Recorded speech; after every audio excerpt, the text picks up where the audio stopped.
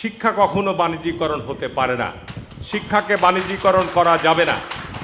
শিক্ষাকে, এটা আমাদের অধিকার। শিক্ষা আমাদের জন্মগত অধিকার। আমাদের রাষ্ট্রের দায়িত্বই হচ্ছে সকল নাগরিকের শিক্ষার অধিকারকে সুপ্রতিষ্ঠিত করা। আমরা গত 50 বছর যাবৎ আমাদের শিক্ষা ব্যবস্থাকে সত্যিকার অর্থে ঢেলে সাজাতে পারিনি, বারবার ধাক্কা খেয়েছি। এবং বাংলাদেশে বহুমুখী শিক্ষা ব্যবস্থার কারণে আমাদের যে শিক্ষা ব্যবস্থার যে উৎকর্ষতা, আন্তর্জাতিকীকরণ বা আন্তর্জাতিক এবং দেশের যুগোপযোগী করার ক্ষেত্রে আমরা এখনও বহু পিছিয়ে আছি। আমাদের বাংলাদেশে 1000, আজকে ইন্টারন্যাশনাল রেটিংয়ে 1000 বিশ্ববিদ্যালয়ের মধ্যে আমাদের বাংলাদেশে একটা বিশ্ববিদ্যালয় আমরা এখন পাবো না। এটা আমাদের বড় ব্যর্থতা। আবার বেসরকারি বিশ্ববিদ্যালয়, বেসরকারি মেডিকেল কলেজ, বেসরকারি ইঞ্জিনিয়ারিং কলেজ বহুত আজকে সরকার অনুমতি দিয়েছে।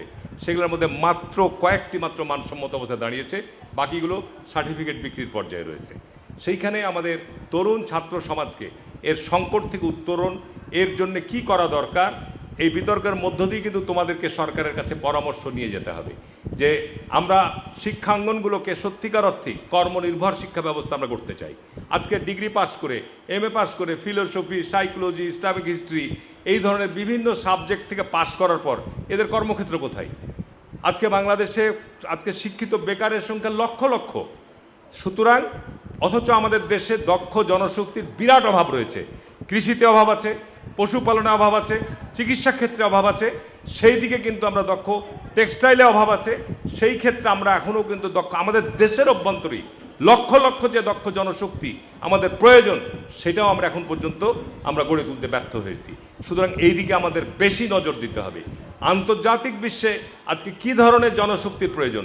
আজকে যখন আমি প্রিন্সিপালের রুমে গিয়ে আলাপ করছিলাম, প্রিন্সিপাল মহোদয় বলছে যে আসলে গত 1 দশকে আমাদের যুবক ছেলেরা কোরিয়া যাওয়ার যে ঝোঁক, ওখানে ইন্টারমিডিয়েট ম্যাট্রিক পাস করে কোরিয়া ল্যাঙ্গুয়েজ শিখলেই 2 লাখ 2.5 লাখ টাকা বেতন পাবে। তাহলে তার কি দরকার পড়েছে তাকে BA MA পর্যন্ত লেখাপড়া করতে হবে? অনেক মেধাবী ছেলেরা কিন্তু অনেকে বাইরে চলে যাচ্ছে।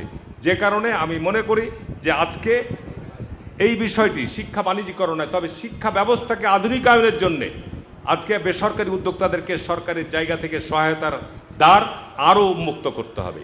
না হলে বাংলাদেশে এই প্রায় প্রতি বছর 4 থেকে 5 লক্ষ মনে হয় SSC এবং HSC পরীক্ষার্থীরা যারা উত্তীর্ণ হচ্ছে, তারা কিন্তু আমরা যোগ্যতম শিক্ষা প্রতিষ্ঠানগুলোতে যেতে পারছি না। এবং সেই জায়গাগুলোতে আমাদের শিক্ষার কারিকুলামের পরিবর্তন আনা দরকার। যাই হোক, আমার বক্তব্য বাড়াবো না।